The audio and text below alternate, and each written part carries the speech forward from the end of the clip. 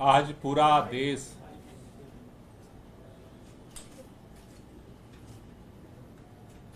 जिस बात का इंतजार कर रहा था, लोकसभा चुनाव जो लोकतंत्र का महापर्व होता है, इस लोकसभा चुनाव के दौरान जिस तरह से 3-3 बार के प्रचंड बहुमत से चुने हुए मुख्यमंत्री को लोकसभा चुनाव में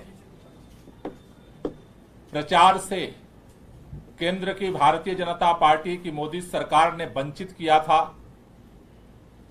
आज सर्वोच्च न्यायालय ने इस देश से मोहब्बत करने वाले, संविधान से मोहब्बत करने वाले, लोकतंत्र से मोहब्बत करने वाले के दिलों में एक उम्मीद की किरण जगाई है।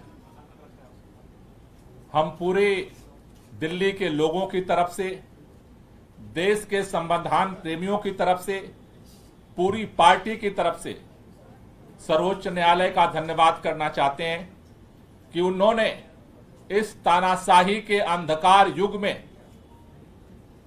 दिल्ली के मुख्यमंत्री अरविंद केजरीवाल को अंतरिम बेल दे करके एक उजाले की रोशनी जलाई है। आज पूरी दिल्ली ही नहीं, पूरा देश खुश है, इस बात से प्रफुल्लित है कि इन विपरीत परिस्थितियों में भी भारत के अंदर हमारे स्वतंत्रता संग्राम सेनानियों के कुर्बानी के दम पर जो संविधान मिला, लोकतंत्र के जो अलग अलग स्तंभ बने, आज भी इस तानाशाही के अंधकार युग में भी अपनी भूमिका को निभाए हैं। इसके लिए तहे दिल से बहुत बहुत शुक्रिया।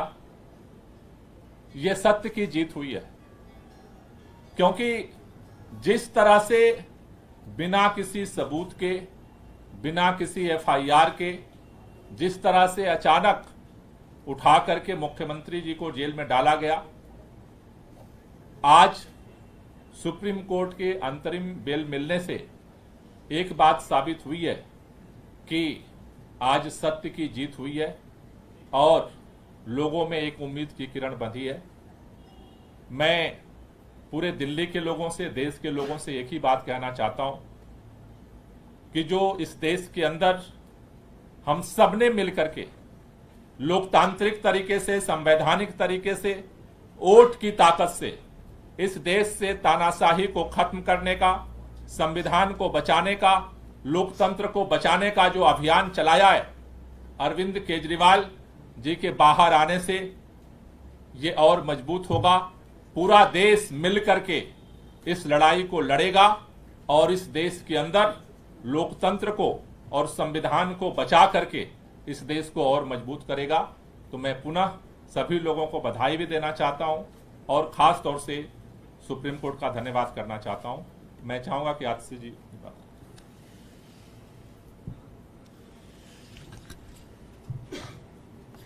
आज जो सुप्रीम कोर्ट का फैसला आया है, इस फैसले से सिर्फ अरविंद केजरीवाल जी को अंतरिम जमानत नहीं मिली है, इस फैसले से सत्य की विजय हुई है, इस फैसले से लोकतंत्र की विजय हुई है, इस फैसले से देश के संविधान की विजय हुई है।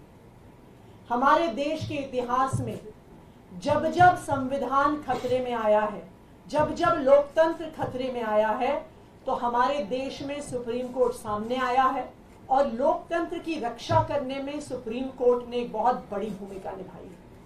आज भी अरविंद केजरीवाल जी को अंतरिम जमानत देकर, अरविंद केजरीवाल जी को चुनाव में प्रचार में आने के लिए जमानत जो सुप्रीम कोर्ट ने दी है, इस फैसले से लोकतंत्र की रक्षा होगी, क्योंकि इस देश में लोकतंत्र हमारे देश का सबसे बड़ा सिद्धांत है। लोकतंत्र में चुनाव, फ्री एंड फेयर इलेक्शंस हमारे संविधान की नींव है कि हर व्यक्ति को बराबरी का अधिकार है चुनने का। आज इस देश में एक तानाशाही की सरकार है, एक सरकार जो विपक्ष को खत्म करने की कोशिश कर रही है, एक सरकार जो लोकतंत्र को खत्म करने की कोशिश कर रही है और एक सरकार जो आज देश के संविधान को खत्म करने की कोशिश कर रही है। लेकिन इस तानाशाही का अंत होगा और 2024 के ही इस चुनाव में होगा। और मैं एक बार फिर सुप्रीम कोर्ट का धन्यवाद करना चाहती हूं सामने आकर लोकतंत्र को बचाने के लिए। और मैं इस देश के लोगों से अपील करना चाहती हूं कि इस देश को, अपने लोकतंत्र को और अपने संविधान को बचाने के लिए ये आखिरी मौका है। इसलिए हम सब की जिम्मेदारी है कि हम सबको मिलकर अपनी वोट की ताकत से इस तानाशाही को खत्म करना है। धन्यवाद।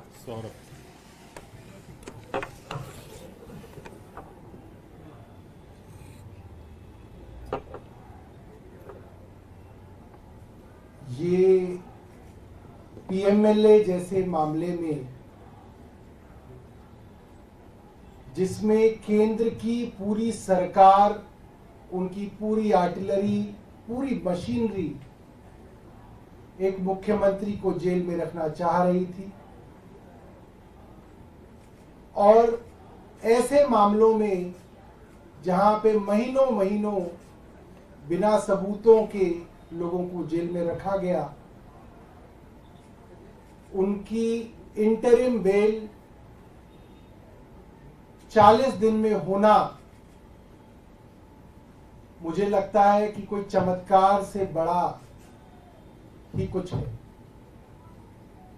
और ये सुप्रीम कोर्ट के माध्यम से मेरा मानना है ऊपर वाले का एक इशारा है, ऊपर ईश्वर का इशारा है कि जो भारत में चल रहा है उसमें बदलाव आना जरूरी है। और मेरा मन कहता है कि ये अपने भक्त अरविंद केजरीवाल जी के लिए बजरंग बली हनुमान जी का आशीर्वाद है कि एक चमत्कार की तरह आज वो जेल से बाहर आएंगे। और मुझे लगता है कि इसका बड़ा मकसद है, ये कोई साधारण बात नहीं है, ये बहुत असाधारण बात है जो हो रही है। और एक बड़े मकसद के लिए अरविंद केजरीवाल जी जेल से बाहर आ रहे हैं। और आपको कुछ दिनों के अंदर दिखेगा कि देश के अंदर अब बड़े बदलाव इनकी रिहाई के साथ दिखने लगेंगे। बहुत बहुत धन्यवाद।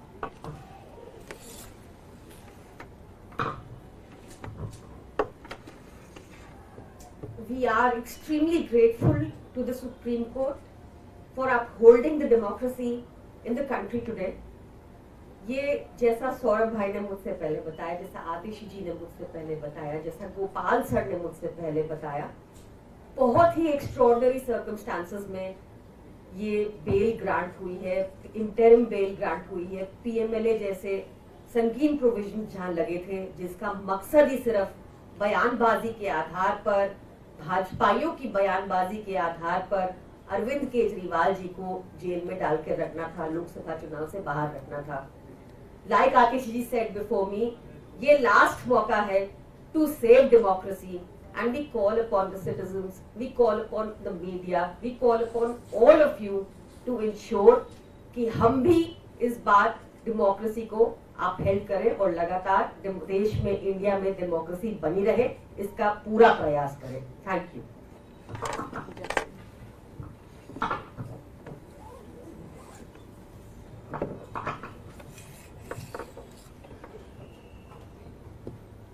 जिस पल का इंतजार देश के करोड़ों लोगों को था, न केवल आम आदमी पार्टी के लाखों करोड़ों कार्यकर्ता, लेकिन देश का जन जन जिस पल के लिए इंतजार कर रहा था कि कब अरविंद केजरीवाल जी, जिन्होंने इस देश को एक ईमानदार राजनीति खड़ा करके दिखाया है, वो जेल से कब रिहा होंगे, वो पल आज आ गया है।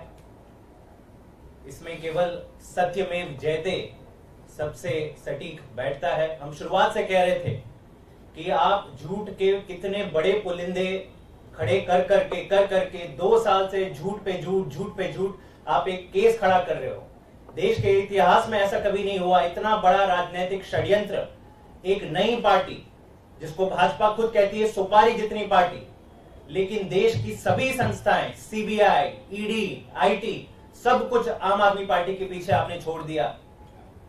और यह भी देखने को पहली बार मिला देश में कि चुनाव घोषित होने के बाद एक नेशनल पार्टी के मुखिया को, कन्वीनर को आपने कैसे जेल के अंदर डाल डाला। और भाजपा लगातार कहती है कि नहीं जी, कानून व्यवस्था पर विश्वास रखिए। तो आज जो हम पहले से कहते आ रहे हैं कि हमें देश की कानून व्यवस्था पर पूरा विश्वास है, और आज जो फैसला सुप्रीम कोर्ट ने दिया है वो बहुत बड़ा ऐतिहासिक फैसला है। ये संकेत है कि कहीं ना कहीं देश के लोकतंत्र के साथ खिलवाड़ हो रहा है। और अब जितना समय ये 2024 के चुनाव में रह गए हैं, मुझे लगता है सही मायने में आज से 2024 का लोकसभा चुनाव शुरू होगा। और देश की जनता, जहां आम आदमी पार्टी भी नहीं खड़ी रह रही है लेकिन इंडिया गठबंधन का प्रत्याशी खड़ा हो रहा है, देश की जनता अब जाग जाएगी और इंडिया गठबंधन को विजयी बनाएगी। बहुत बहुत धन्यवाद। Thank you.